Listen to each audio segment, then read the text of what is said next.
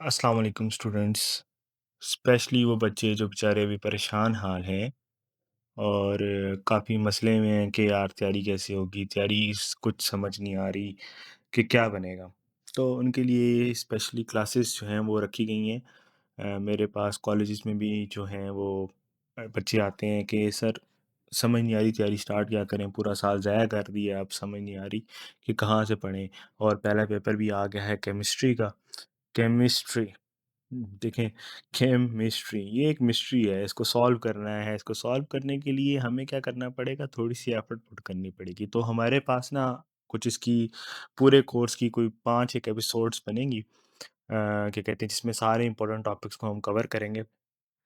तो पहला जो हमारी एपिसोड है उसमें redox method, galvanic cell, isomerism और कुछ रिएक्टिविटी ऑफ ऑर्गेनिक कंपाउंड हम देखेंगे। तो आप काइंडली इसकी सारी एपिसोड्स देखिएगा ताकि आपकी तैयारी जो है वो बहुत अच्छी हो सके। ठीक है? तो हम लोग स्टार्ट करते हैं हमारा लेक्चर। लेक्चर स्टार्ट करने से पहले जो है हमारे पास ये हमारी फर्स्ट वीडियो है और क्या कहते हैं, हम इसमें जो है वो हमारा सेकेंड ईयर की नेशनल बुक ऑफ फाउंडेशन एफपीआईएससी को कोर्स को देखेंगे। तो सबसे पहले हमारा जो टॉपिक है वो रिडॉक्स मेथड का है, तो हम लोग बगैर वक्त को ज़ाया किए हुए अपने पहले टॉपिक की तरफ बढ़ते हैं। ओके, तो सबसे पहले हमें अगर रिडॉक्स को समझना है तो हमें उसकी कुछ बेसिसिटी को समझना पड़ेगा, बेसिक चीज़ों को समझना पड़ेगा। तो हम सबसे पहले देख लेते हैं कि रिडॉक्स मेथड है क्या। हमारे पास है रिडॉक्स मेथड। ठीक है? अब रिडॉक्स जो मेथड है वो किस जगह से निकला है, ये देखो। जब हमारे पास ये जो रिडॉक्स है ना, पहले इसको अगर समझें तो इसका मतलब होता है ऑक्सीडेशन और साथ में रिडक्शन। सर मुझे तो ऑक्सीडेशन और रिडक्शन का भी नहीं पता। कोई मसला नहीं है। पहले हम इसको बिल्कुल बेसिक से स्टार्ट करेंगे। जिसको बेसिक आता है वो बेशक वीडियो थोड़ा सा आगे कर ले, मसला कोई नहीं है। तो मैं जो है बिल्कुल बेसिक से पढ़ाता हूँ, मेरी आदत है। तो मैं यहाँ से स्टार्ट करता हूँ, एक चीज़ लिखता हूँ, when ever oxidation and reduction take place take place in a chemical reaction, in a chemical reaction simultaneously,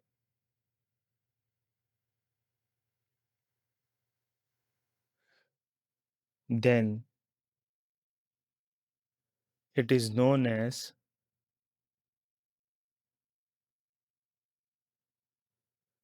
redox reaction। यानी कि जहाँ पर ऑक्सीडेशन भी हो रही हो और रिडक्शन भी हो रही हो, दोनों साइड बाय साइड चल रहे हों, उसको हम लोग कहते हैं रिडॉक्स रिएक्शन। ठीक है? अब ज़रा जो है बच्चे उनके लिए जिनको ऑक्सीडेशन और रिडक्शन का भी नहीं पता, तो मसला कोई नहीं बेटे, ऑक्सीडेशन क्या होती है? ऑक्सीडेशन हमारे पास क्या है, इसको हम 3 चीज़ों से समझ सकते हैं। इसके 3 तरीके हैं, 3 वेज़ हैं इसके। 3 बेस कौन-कौन से हैं ये देख लेते हैं हम लोग। इसको अंडरस्टैंड करने के लिए पहले ऑक्सीडेशन में जो है ना, जहाँ भी ऑक्सीडेशन हो रही होगी उसमें एक चीज़ आपको देखने को मिलेगी, या तो हो रहा होगा गेन ऑफ ऑक्सीजन, ठीक है? या फिर हो रहा होगा वहाँ पर लॉस ऑफ हाइड्रोजन, या हो रहा होगा वहाँ पर हमारे पास लॉस ऑफ इलेक्ट्रॉन। ठीक है? ये तीनों बहुत इंपॉर्टेंट है बातें। 3 तरीके हैं इसको आइडेंटिफ़ाई करने के लिए। कहीं भी ऑक्सीडेशन हो रही होगी कि या तो वो गेन ऑफ ऑक्सीजन कर रहा होगा, या वो लॉस ऑफ हाइड्रोजन कर रहा होगा, या लॉस ऑफ इलेक्ट्रॉन। ये जो है ना सबसे ज़्यादा इंपॉर्टेंट है। सबसे ज़्यादा हमारे पास सेकंड ईयर में यही चीज़ यूज़ होती है कि ज़्यादातर हमारे पास लॉस ऑफ जो है वो इलेक्ट्रॉन ही हो रहा होता है। ठीक है? अच्छा, इसको हम ज़रा एक एग्ज़ाम्पल से समझ लें। एग्ज़ाम्पल देखो, सिंपल ये है कि हमारे पास एक फ़ॉस्फ़ोरस है, ठीक है? और उसकी जो स्टेट है वो हमारे पास H3PO4, ठीक है? अब मुझे यहाँ समझ नहीं आ रहा सर ये देखिए यहाँ पर भी पी के ऊपर कुछ नहीं है, यहाँ पर भी पी के ऊपर कुछ नहीं है। नहीं यहाँ पर कुछ है जो छुपा हुआ है क्योंकि ये मिस्ट्री है, ये केमिस्ट्री है। ठीक है? वो छुपा हुआ कैसे? यहाँ पर देखो ये जो हमारे पास होता है ना जिसमें पी जो है वो अकेला हो, पी हो, कोई भी हो, सोडियम हो, पोटेशियम हो क्या कहते हैं हाइड्रोजन हो, कोई भी जो चीज़ अकेली है ना, उसमें रूल ऑफ ऑक्सीडेशन स्टेट क्या कहता है? रूल ऑफ ऑक्सीडेशन स्टेट ये कहता है कि कोई भी चीज़ अकेली है, सिंगल है, ठीक है? सिंगल है कोई भी चीज़ तो उसकी जो ऑक्सीडेशन स्टेट है, ठीक है? वो 0 होगी। समझ आ रही है बात की? यानी कि जो चीज़ अकेले है उसकी ऑक्सीडेशन स्टेट क्या होगी? 0 होगी। अब इसकी ऑक्सीडेशन स्टेट क्या होगी? ये तो एक पूरा मॉलिक्यूल है H3PO4 तो इसकी हम निकालेंगे। ऑक्सीजन की जो ऑक्सीडेशन स्टेट होती है क्योंकि ऑक्सीजन हमारे पास छठे ग्रुप का मेंबर है, तो इसकी ऑक्सीडेशन स्टेट होती है -2 अब -2 होती है, अब नीचे क्या है 4 तो ये 4 मल्टीप्लाई हो जाएगा तो इसकी ऑक्सीडेशन स्टेट बन जाएगी -8 हाइड्रोजन की जो है वो ग्रुप फर्स्ट का मेंबर है और इसकी ऑक्सीडेशन स्टेट होती है +1 ठीक है? अब ये 3 है तो इसके साथ 3 मल्टीप्लाई हो जाएगा तो ये हो जाएगी +3 इसकी नहीं पता अभी तो इसकी हम x कंसीडर कर लेते हैं, ठीक है? +x -8 इक्वल टू 0 इधर से हम x की वैल्यू निकालें तो क्या होता है क्या कहते हैं 3 माइनस प्लस माइनस -8 -3 तो ये हो जाएगी हमारे पास -5 equal to 0 x is equal to +5 तो इस तरीके से हमने निकाल ली कि p की क्या है +5 है। ठीक है? अब P की +5 है, इसको हम लोग ऑक्सीडेशन हो रही है या रिडक्शन है, ये अभी तक हमें समझ नहीं आया। हम लोग ऑक्सीडेशन की एग्ज़ाम्पल ले रहे हैं, तो यहाँ से भी तो चीज़ क्लियर हो रही होगी कि ऑक्सीडेशन की एग्ज़ाम्पल है, तो ऑक्सीडेशन ही हो रही होगी। लेकिन हम ये समझते हैं कि कैसे आ रहा है। देखो, पहले उसकी ऑक्सीडेशन स्टेट 0 थी, अब उसकी ऑक्सीडेशन स्टेट क्या हो चुकी है, +5 हो चुकी है। देखो, कभी भी हमारे पास कोई चीज़ स्टेबल पड़ी हुई है, उसमें से हमने 5 इलेक्ट्रॉन निकाल लिए हैं, ठीक है? तो उसकी ऑक्सीडेशन स्टेट होगी अब +5 इसका मतलब है पहले ये स्टेबल था, 0 पे था, इसकी ऑक्सीजन स्टेट कोई नहीं थी, ये बिल्कुल एक न्यूट्रल पड़ा हुआ था, ठीक है, मज़े में था, लेकिन इस पे अटैक हुआ है, तो इसने 5 इलेक्ट्रॉन अपने लूज़ कर दिए, जिसकी वजह से उसकी ऑक्सीडेशन स्टेट +5 हो चुकी है। बात समझ आ रही है? तो इसका मतलब ये है कि कितने इलेक्ट्रॉन का लॉस आया है? Loss of 5 electron. तो अभी मैंने आपको एक बात समझाई थी ऊपर कि कहीं भी चीज़ लॉस आ रहा होगा, तो वहाँ पर क्या हो रही होगी? ऑक्सीडेशन हो रही होगी। ठीक है। अब इसी के दूसरी तरफ अगर देखे जाएँ on the other hand reduction को देखे जाएँ तो रिडक्शन को समझने के लिए हम लोग कैसे समझेंगे? देखो रिडक्शन की भी 3 जो हैं वो बेसिक जो है वो फिनोमेनाज़ हैं, बेसिक जो है वो उसकी क्या कहते हैं नीड्स हैं या बेसिक क्राइटेरिया है उसका भी, वो कौन-कौन सा है? पहली चीज़ क्या है? गेन ऑफ हाइड्रोजन हो रहा होगा, ठीक है? दूसरी चीज़ क्या हो रही होगी? लॉस ऑफ ऑक्सीजन हो रहा होगा। वहाँ पर क्या था? गेन ऑफ ऑक्सीजन, यहाँ पर क्या है? लॉस ऑफ ऑक्सीजन और गेन ऑफ इलेक्ट्रॉन हो रहा होगा। ठीक है? अब फिर अगेन ये जो इलेक्ट्रॉन वाली बात है, ये सबसे ज़्यादा इम्पोर्टेंट है। सेकंड ईयर में हम इसी चीज़ पर ज़्यादा हमारा फ़ोकस रहेगा। ठीक है? तो गेन ऑफ इलेक्ट्रॉन अब इसकी भी एक एग्ज़ाम्पल को समझ लेते हैं। बहुत बेसिक सी एग्ज़ाम्पल है। अगर हम लोग लें HNO3 और यहाँ पर NO ठीक है? तो अब देखो, अब मुझे फिर सर यहाँ पर तो हमारे पास नाइट्रोजन की ऑक्सीडेशन स्टेट में क्या चेंज हो रहा है, कुछ समझ नहीं आ रहा, तो हम इसको निकाल लेते हैं, ठीक है? हम इसको आइडेंटिफ़ाई कर लेते हैं। देखो, ऑक्सीजन की होती है -2 और ये 3 मल्टीप्लाई हो जाएगा और इसकी तो हाइड्रोजन की क्या होती है, +1 होती है। तो इसी तरह +1 अब इसकी नहीं पता, तो इसकी x ले लेते हैं, +x अच्छा सर +x लेंगे या -x लेंगे? आप हमेशा +x लेंगे, ठीक है? तो और -6 इक्वल टू 0 तो प्लस माइनस माइनस और 1 में से 6 माइनस करेंगे तो आ जाएगा -5 इज़ इक्वल टू 0 और x इज़ इक्वल टू +5 ठीक है? और यहाँ पर क्या है हमारे पास ऑक्सीजन की होती है -2 तो इसकी ऑटोमेटिकली +2 होगी। ये भी ऑक्सीडेशन स्टेट का जो रूल है, रूल ऑफ ऑक्सीडेशन स्टेट में हम लोग ये चीज़ समझ के आए हैं।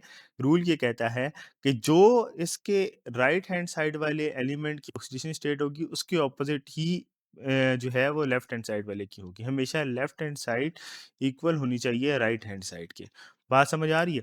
और इसके अलावा एक और चीज़ क्या कहती है, वो ये कहती है कि हमारे पास कभी भी जब भी जो है वो ऑक्सीडेशन स्टेट है वो उसका सम जो है वो 0 होगा। ठीक है? सम ऑफ ऑक्सीडेशन स्टेट क्या होगा? 0 होगा। ठीक है? ये बात भी बहुत इम्पोर्टेंट है। इसको साथ-साथ आप नोट डाउन कर लें क्योंकि ये एपिसोड ऐसी है कि जो बेसिक से लेकर आगे तक चलती आ रही है ताकि आपको एक-एक चीज़ समझ आए। अब हमारा जो टॉपिक है सबसे मेन हम उसकी तरफ मूव कर रहे हैं। बेसिक होप सो आपको समझ आ गया होगा, अगर नहीं आया तो एक बार इसको रिपीट पे देख लो, ठीक है? कोई पैसे नहीं लग रहे आप लोगों के इस चीज़ में, ये आप लोगों की बेहतरी के लिए है।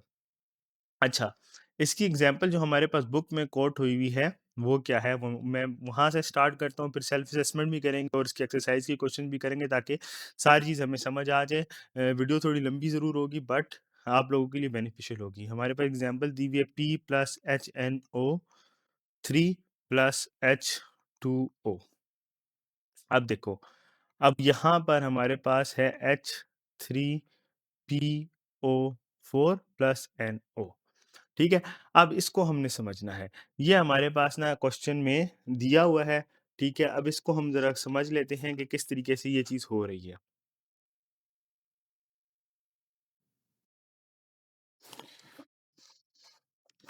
ओके, तो मैंने आपको बताया कि सबसे पहले हमारे पास ये एग्ज़ाम्पल है, जिसमें जो है वो हमने ऑक्सीडेशन और रिडक्शन मेथड को यूज़ करना है, रिडॉक्स मेथड को यूज़ करना है। अच्छा, एक और इम्पोर्टेंट बात कि इसको ऑक्सीडेशन नंबर मेथड भी कहते हैं, ठीक है? ये ऊपर मिस होगी बात, ये बात भी इम्पोर्टेंट है, इसको ऑक्सीडेशन नंबर भी मेथड भी कहते हैं। समटाइम्स ऐसे आता है रिडॉक्स मेथड से सवाल आता है इसके, इसको कंप्लीट करें या बैलेंस करें इक्वेशन को, रिडॉक्स मेथड से, और कहीं पर सवाल आता है ऑक्सीडेशन नंबर मेथड से इस्तेमाल करें। बच्चा कन्फ्यूज़ हो जाता है कि यार ये तो आउट ऑफ कोर्स आ गया। ये आउट ऑफ कोर्स नहीं होता, ये आपकी बुक में ऑलरेडी चीज़ें मेंशन्ड होती हैं, आप इस पे थोड़ा-सा फ़ोकस करने वाली बात है। फ़ोकस करेंगे तो काम हो जाएगा, नहीं तो प्रॉब्लम हो जाएगी। अच्छा, तो हमने इसमें ना सबसे पहले इसकी जो पहला मेथड है ना इसका, ऑक्सीडेशन नंबर मेथड या रिडॉक्स मेथड जो मर्ज़ी बोल लो, इसमें पहला काम क्या करना है? फर्स्ट हमने सबसे पहले जो स्टेप है, पहला काम जो करना है वो ये करना है कि इनके दरमियान में इनकी ऑक्सीडेशन स्टेट फाइंड करनी है। ठीक है? अब हम इसको लिखते हैं HNO3 plus H2O goes to form, यहाँ पर था हमारे पास क्या था, यहाँ पर NO था, सॉरी। ओके। तो क्या कहते हैं, H3PO4 और NO, ठीक है? अब देखो इसकी ऑक्सीडेशन स्टेट 0 है, ठीक है? सबसे पहले हमने इसकी 0 लिख दी, इसकी हमने ऊपर फाइंड आउट की थी। मैं दोबारा कर देता हूँ यहाँ पर, किसकी जो है 3 2 ज़ार 6 हो जाएगी, -6, यहाँ +1 और यहाँ +5, ओके? और इसी तरह आगे हम लोग हाइड्रोजन की जो है वो -2 होगी, तो इसकी ऑटोमेटिकली +2 हो जाएगी, और इसी तरह ऑक्सीजन की -8 होगी, क्योंकि 4 2 ज़ा 8 होता है, और ये +3 और ये भी +5 बन जाएगा। ऑक्सीजन हमारे पास -2 और नाइट्रोजन हमारे पास +2। हमने सबकी ऑक्सीडेशन स्टेट लिख ली है। इस पे मैं यहाँ पर साइड पे सेपरेटली लिख देता हूँ। पी की ऑक्सीडेशन स्टेट 0 है। तो चेंज करते हैं, बहुत लाइट है।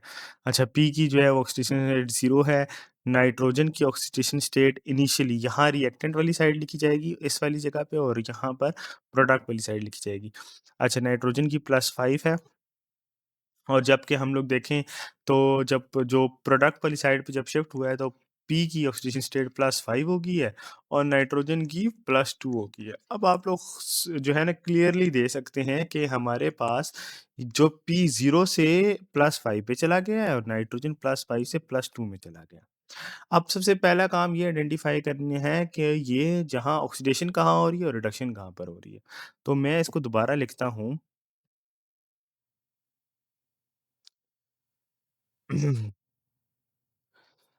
पी प्लस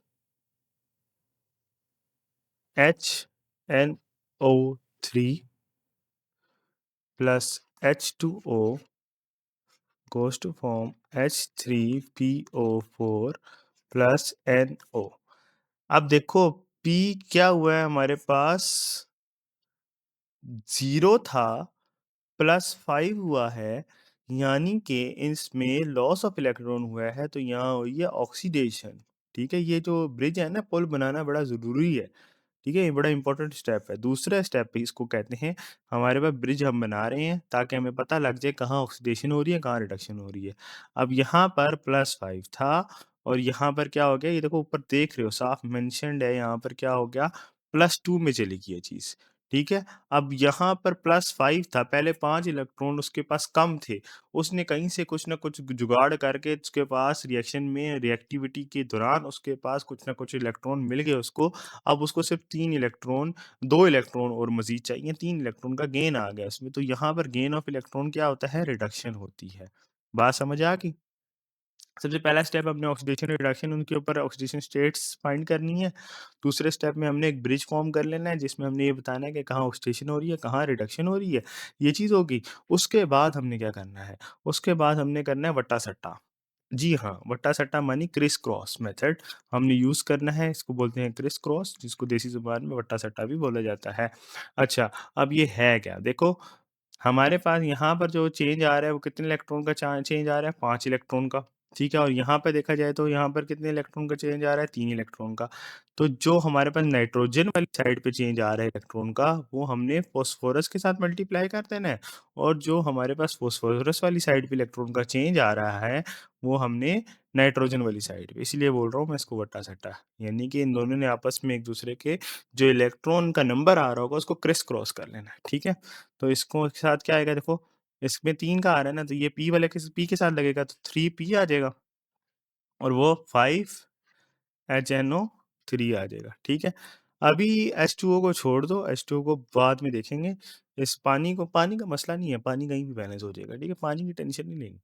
अच्छा H3PO4 प्लस NO अब यहाँ पर ना उसके अल्टरनेटिव P वाले के साथ क्या आएगा देखो यहाँ पर P के साथ 3 है तो यहाँ पर P के साथ क्या आएगा 3 होगा और नाइट्रोजन वाले के साथ क्या है 5 है तो यहाँ पर भी क्या आ जाएगा 5 आ जाएगा। बात समझ आई? तो हमने इस तरीके से जो है वो एक इनिशियली बैलेंस कर लिया इक्वेशन को। अब आप देखें तो आपके पास ऑलमोस्ट इक्वेशन बैलेंस हो चुकी है। अब सिर्फ़ और सिर्फ़ हाइड्रोजन और ऑक्सीजन का रोला रह गया है। बच्चों यहाँ पर तो इस केस में तो हमारे पास वाटर दिया हुआ है। लेकिन अगर कोई ऐसा केस आता है जिसमें वाटर नहीं दिया हुआ तो आप खुद से वाटर ऐड करके हाइड्रोजन और ऑक्सीजन को बैलेंस करेंगे। हम मज़ीद एग्ज़ाम्पल्स करेंगे तो ज़्यादा क्लियरिफ़ाई हो जाएगा। अब देखो 3P प्लस 5HNO3 प्लस अब ये वाटर को बैलेंस में नहीं करना है, हाइड्रोजन और ऑक्सीजन को बैलेंस करना है। पहले देखें 3P इस साइड पे है, 3P इस साइड पे है। 5 नाइट्रोजन इस साइड पे हैं, 5 नाइट्रोजन उस साइड पे हैं, 5 3s आर 15 ऑक्सीजन इस साइड पे हैं और प्लस 1 16 ऑक्सीजन हो गए। अब यहाँ पे देखो तो 3 4s आर 12 और 13 ऑक्सीजन इस साइड में है। ठीक है? 2 ऑक्सीजन जो है हमारे पास जो है वो कम है। तो हमने ऑक्सीजन को बैलेंस करना है। अगर मैं यहाँ पर ऐसा क्या करूँ कि ऑक्सीजन मेरे पास बैलेंस हो जाए, तो इसको 2 तरीके हैं क्या कहते हैं मैं एक साइड पे लिख भी सकता हूँ ठीक है? और क्या कहते हैं डायरेक्ट भी कर सकता हूँ। अब मैं यहाँ पर अगर 2 लगा रहा हूँ, उससे क्या हो रहा है मेरे पास जो मेरा पूरी इक्वेशन है वो बैलेंस हो रही है। ठीक है? अब इसको मैं बता देता हूँ ये 2 कैसे आया है। ठीक है? ये 2 का एक सवाल जो है बच्चों का अक्सर आ जाएगा कि सर ये 2 कैसे आया? अब देखो कैसे आया। अब हम लोग यहाँ पर देखते हैं कि इनिशियली इस स्टेज पे हमारे पास जो है वो फास्फोरस बैलेंस था। ठीक है, ये बैलेंस था। किस तरह बैलेंस था? 3 इस साइड पे थे, 3 इस साइड पे थे। नाइट्रोजन बैलेंस था, 5 इस साइड पे नाइट्रोजन थे, 5 इस साइड पे नाइट्रोजन थे। अब लेकिन ऑक्सीजन को देखते हैं। ऑक्सीजन देखो कितने हैं 5 3 ज़ार 15 और 1 16। 16 इस साइड पे हैं और यहाँ पे देखा जाए तो 3 4 ज़ार 12, 12 और 13 इस साइड पे है। ठीक है? और हाइड्रोजन की बात करें तो ये ऑक्सीजन हो गया हमारे पास और हम देख लेते हैं हाइड्रोजन कितने हैं। हाइड्रोजन हमारे पास इस साइड पे हैं 5 और 5 नहीं सॉरी 7 हैं,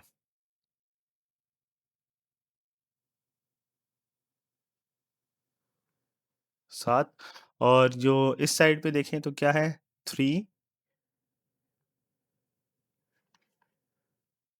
अब हमने जब यहाँ पर देखो इसको बैलेंस करने के लिए हमने यहाँ पर जिस तरह 2 लगाया ना, तो हमारे पास ऑक्सीजन कितने हो गए यहाँ पर देखो 5 3 ज़ार हो गया 15, 15 और 16 और 17 ठीक है?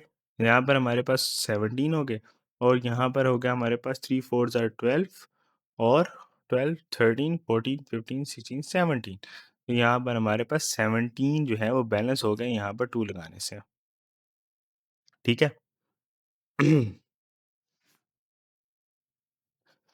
इसी तरह हाइड्रोजन को हमने बैलेंस किया, हाइड्रोजन भी हमारी साइड पे दोनों साइड पे जो है वो 2 लगाने से क्या हो गया बैलेंस हो गया। हम डिफरेंट एग्ज़ाम्पल देखते हैं ताकि हमारी और चीज़ें जो हैं वो क्लियरिफ़ाई हो सकें। नीचे जाते हैं हम लोग।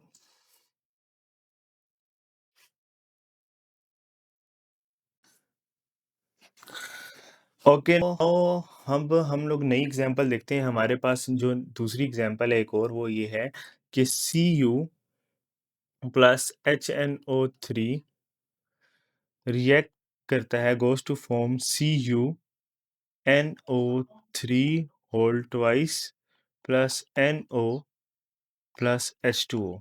ठीक है, अब इस एग्जांपल को देखते हैं। इसी तरह सबसे पहला आप स्टेप मैंने अभी आपको क्या बताया था, सबसे पहला स्टेप क्या होना चाहिए? सबसे पहले आप लोगों ने ऑक्सीडेशन स्टेट्स को फाइंड आउट करना है कि कॉपर की क्या है। कॉपर अकेला है तो ऑक्सीडेशन स्टेट ऑफ कॉपर क्या होगी? 0 होगी। ठीक है, अब जिस तरह ऑक्सीजन की यहाँ पर क्या है, 6 है। ठीक है, -6 है। और जो हाइड्रोजन होता है इसके +1 होगी, तो इसकी ऑटोमेटिकली क्या होनी है? +5 होनी है। अब यहाँ पर ये वाली जगह पे ना बच्चा कंफ्यूज होता है, सर ये क्या है? देखो, ऑक्सीजन की होगी -6, नाइट्रोजन की +6, ये 0 हो गया। जो होल बची है वो ये -2 बची है। बात समझ आ रही है? जो यहाँ लिखा होगा उसका माइनस लगा देना है, तो इसकी ऑटोमेटिकली ऑपोजिट +2 हो जाएगी। इसी तरह ऑक्सीजन -2, नाइट्रोजन +2। ठीक है, और यहाँ पर हमारे पास -2 एंड अगेन +2। अब देखो कॉपर में क्या चेंज आ रहा है। कॉपर जो है हमारे पास 0 से शिफ्ट हो रहा है किसमें? कॉपर +2 में, यानी कि ऑक्सीडेशन स्टेट में कितना चेंज आ रहा है? 2 इलेक्ट्रॉन का चेंज आ रहा है। ठीक है, और अगर नाइट्रोजन के केस में देखा जाए तो नाइट्रोजन +5 था। ठीक है, और अब क्या हो गया है? नाइट्रोजन +2 हो गया। सही है, तो अब देखते हैं इसको हम लोग जिस तरह लिखते हैं, ब्रिज बनाते हैं। ब्रिज बनाएं तो हमारे पास क्या बनेगा? कुछ इस तरीके का ब्रिज बनेगा। यहाँ पर मैं एक बार दोबारा लिखता हूँ, copper plus HNO3 goes to form CuNO3 whole पे यहाँ पे नीचे 2 आएगा प्लस NO प्लस H2O। ठीक है, अब इसका ब्रिज बनाते हैं। तो कॉपर में हमारे पास देखो कितने इलेक्ट्रॉन का चेंज आ रहा था, यहाँ पर था +2 और यहाँ पर 0 था, और ये देखो 2 इलेक्ट्रॉन लूज करने पर इसके पास क्या है? +2 है। तो यहाँ पर हो रही है ऑक्सीडेशन। ठीक हो गया। अब यहाँ पर देखा जाए तो नाइट्रोजन में कितने का चेंज आया था? यहाँ पर हमारे पास +5 था और यहाँ पर आके +2 हो गया। अब देखो 5 इलेक्ट्रॉन पहले उसके पास कम थे। अब कहीं से उसके ऊपर जुगाड़ लग के 3 इलेक्ट्रॉन आ गए हैं, अब खाली इसको 2 इलेक्ट्रॉन मज़ीद चाहिए, तो अब +2 ऑक्सीडेशन स्टेट बन गई, इसका मतलब 3 इलेक्ट्रॉन का चेंज आया है। ठीक है, अब हम लोग क्या करते हैं? वट्टा-सट्टा करते हैं, क्रिस क्रॉस करते हैं, ये 3 हो जाएगा हमारे पास कॉपर के साथ 3Cu प्लस, अब जो यहाँ पर चीज़ आई थी वो क्या हुआ था? इसमें जो इतना चेंज आया हमारे पास 2 इलेक्ट्रॉन का, तो 2HNO3। ठीक है, और यहाँ पर कॉपर के साथ जो साइन है वही लगेगा, 3Cu प्लस NO3 होल पे 2 है, प्लस जो अब नाइट्रोजन के साथ साइन था वो 2NO प्लस H2O। बात समझ आई?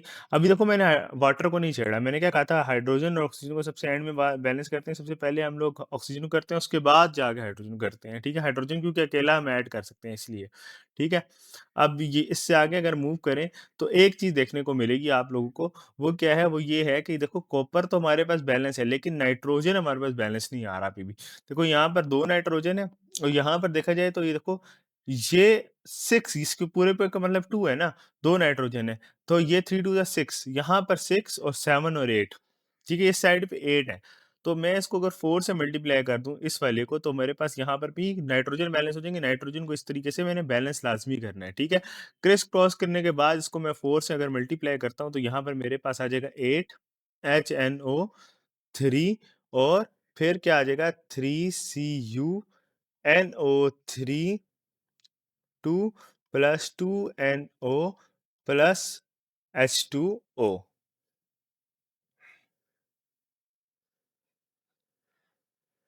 ठीक हो गया? अब सिर्फ रह गया हमारे पास ऑक्सीजन। अब देखो ऑक्सीजन कितनी है? यहाँ पर देखो नाइट्रोजन कॉपर बैलेंस हो गया, नाइट्रोजन बैलेंस हो गया, अब आ गई ऑक्सीजन की बारी। ऑक्सीजन इस साइड पे कितने हैं? 24, 8 चीज़ें 24 होता है, और इस साइड पे कितने हैं? देखो, ये 3 और 2 6, 6 3 ज़ार 18, 18, 19, 20 और 21। यहाँ पर है हमारे पास 21। सही है? यानी कि 24, 24 बैलेंस करने के लिए मैंने कुछ इस तरह करना है कि यहाँ पर मेरे पास 4 ऑक्सीजन हो जाए एक तरह से। अभी 3 है ना, देखो मतलब इसको मिलाने के बाद ये टोटल इस पूरे का सम बन रहा है 20। ठीक है? और ये एक आ गया 21। ठीक है? अब इस पूरे को मैं अगर कर दूँ कि 20 जमा 4 हो जाएँ तो ये 24 हो जाएगा। तो ये किस तरीके से करूँगा मैं? ये चीज़ देखो अभी लिखूँगा तो और अच्छी तरीके से समझ आ जाएगी। अगर अभी नहीं समझ आई तो टेंशन नहीं लेनी, अभी समझ आ जाती है। ठीक है? ये देखो ऐसे, यहाँ पर 3Cu प्लस NO3 होल पे 2 प्लस 2 NO प्लस 4H2O। ठीक है, अब देखो 4 ऑक्सीजन किस तरीके से मैंने लिखे। अब गिनो ज़रा, अभी देखो, अभी समझ आएगी बात की। यहाँ 24 था, अब यहाँ पे गिन लेते हैं ज़रा। ये देखो, ये कितना है? 18 बनता है, ठीक है? किस तरह 3 2 ज़ा 6, 6 3 ज़ा 18, 18, 19, 20, 20 प्लस 4 24, ठीक है? ये अकेला है ना, इसमें 4 और ये वाले ऑक्सीजन मतलब मल्टीप्लाई हो गए ना 4, तो 24 ऑक्सीजन यहाँ पर भी बैलेंस हो गया। अब वो हाइड्रोजन को देखते हैं, अगर बैलेंस नहीं है तो हम H पॉजिटिव ऐड कराकर H बैलेंस कर सकते हैं। हाइड्रोजन कितने हैं यहाँ पर? 8, और यहाँ पर भी 4 2 ज़ा 8, यानी हाइड्रोजन ऑलरेडी बैलेंस है, तो हमारी इक्वेशन क्या हो चुकी है भैया? बैलेंस हो चुकी है। बात समझ आ गई? इस तरीके से हमारे पास रिडॉक्स मेथड होगा, इसकी कुछ प्रैक्टिस करिएगा, कुछ क्वेश्चंस आपके पास दिए गए हैं, और अगर कोई क्वेश्चन नहीं आए या कोई सेल्फ असेसमेंट नहीं होती तो आप नीचे कमेंट करिएगा ज़रूर, ताकि हम लोग उस चीज़ को भी समझ सकें। अब हमारा जो फर्स्ट एपिसोड है उसका हम लोग फर्स्ट पार्ट कर चुके हैं, रिडॉक्स रिएक्शन। हम नेक्स्ट पार्ट की तरफ मूव करेंगे जो है कि गैल्वेनिक सेल, वो नेक्स्ट उसकी वीडियो होगी। क्या कहते हैं, एपिसोड सेम ही होगा, ठीक है, लेकिन वीडियो दूसरी बनेगी।